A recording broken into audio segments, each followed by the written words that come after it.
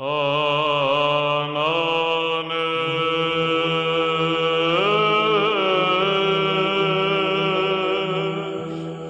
there!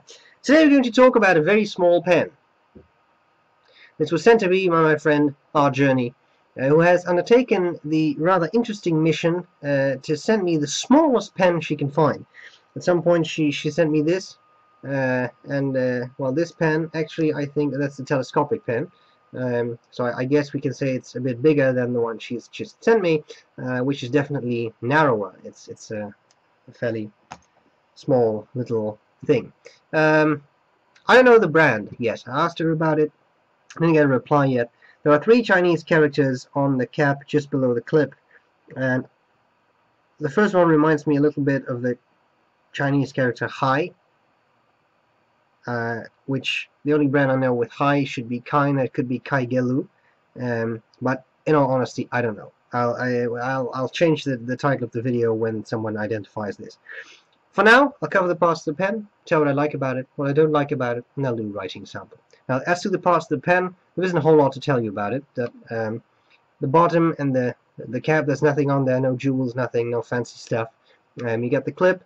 The clip is really tight, but not so tight that it's useless. Then we have these 3 Chinese characters. I'm sure that someone out there can read them. Let me see. Focus.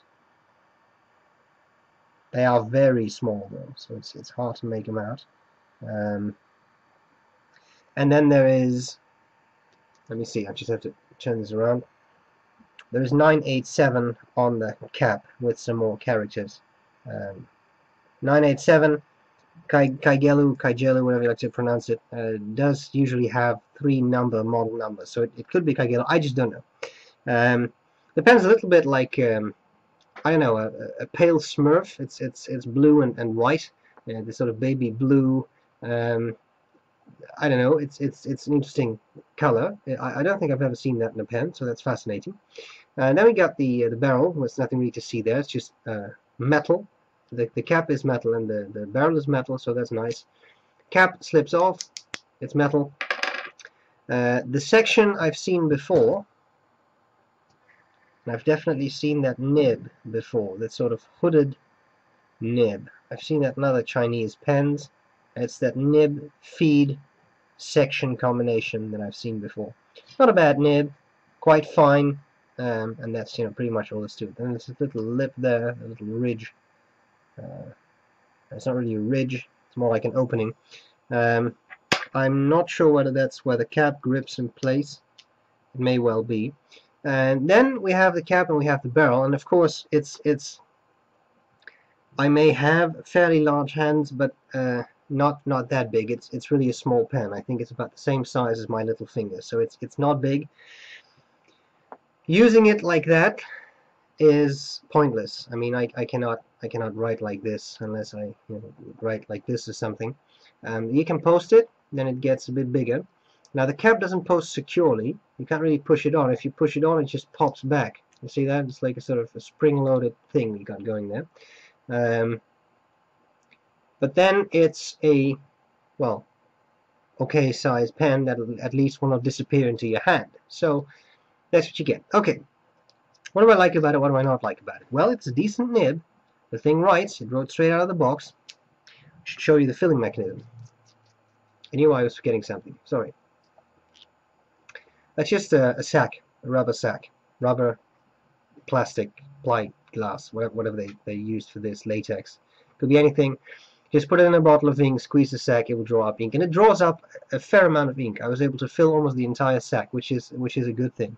All right, so I was saying the nib is good, works straight out of the box. It's not particularly scratchy. It will give you some feedback. That was to be expected. It is quite a fine nib, so that's probably the case anyway. You could smooth it out a bit. I have no complaints about the wetness. It lays down a nice line. It's not excessively wet, but it's not super dry either. So I like that. I like the fact that you get this super small pen you can just put in your pocket or whatever. It's even smaller than one of those space pens. At some point I reviewed the Jinhao Pocket. I call it the Pocket Rocket. They call it the Pocket Missile, I think. I think it's even smaller than that. So you can definitely just take it with you, and it's highly portable. Things I don't like about it, well, it would be really cool if the cap would post on securely, because now it's just a bit of a loose mess, and they could work on that so that you actually get something that, I don't know, clicks. If they can make this click in place, then surely, and then it's really secure, then really they should be able to make it so that it clicks in place in the back of the pen. And then I think it would be a bit more pleasant, because now this rolls around and then you get the clip to hook up with your finger. It's not really pleasant. Let's face it, this is not a pen you would use to write 700 pages. This is a pen for a quick note, and it will do just that. So that's a good thing. And I think that's all I can say about the pen. So what we need next is a writing sample. I hope this was useful, and I'll see you later. Bye bye. Okay, so what we have here is the Chini Pen. Chini Pen. It's the Chinese mini pen. Chini. It's Mont Blanc Royal Blue. The pen actually writes, the nib is fine. The paper is Rhodia. The quick brown fox.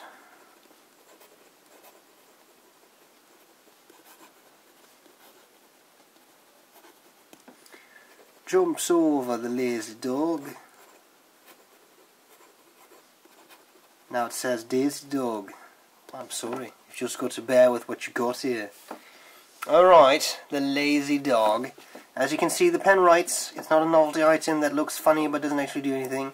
Let's do some fast writing and see how that works.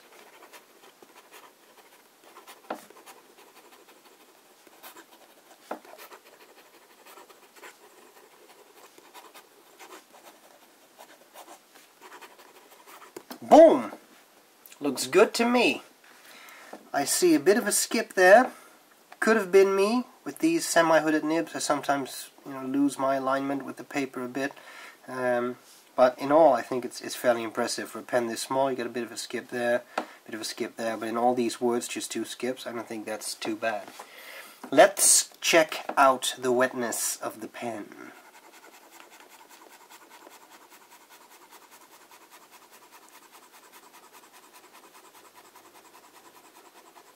It's very fine, so we see some white dashes in there. It's not too wet, as you can see there. You can see this here where you take a very wet pen. Sometimes I think it's good to do a bit of a comparison. A wet pen that actually writes. Right. Okay, so if I do the same here, this is a broad nib and that's very wet. You see that there is no white in there. I mean, not as much as there. And it's really wet. Okay, so there we go. This is a bit drier. That's okay. And then we should look at flexibility. Well, I'm not expecting a whole lot. It is a hooded nib. There's a bit of paper fiber in there.